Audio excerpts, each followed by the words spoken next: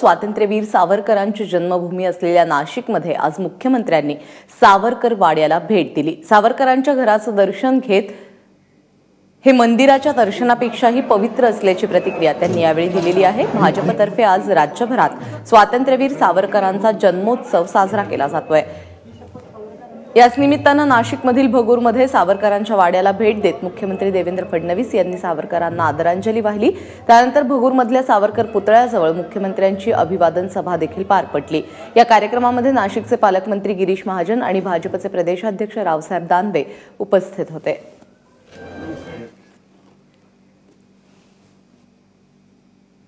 आज खरोखर माझ्या स्वतःकरता अत्यंत भाग्याचा दिवस आहे की भगूर इथे प्रत्यक्ष स्वातंत्र्यवीर सावरकरांच्या घराला, जन्मस्थानाला मला भेट देता आली आणि एखाद्या मंदिराचं दर्शन घेतल्यानंतर ज्या प्रकारची पवित्र भावना ही मनामध्ये तयार होते, तशीच पवित्र भावना, एखाद्या मंदिरापेक्षा देखील जास्त पवित्र भावना या घरामध्ये आल्यानंतर स्वातंत्र्यवीर सावरकरांचा वास या ठिकाणी राहिलेला आहे, अशा प्रकारची भावना ही मनात आल्यानंतर मला त्या ठिकाणी झाला।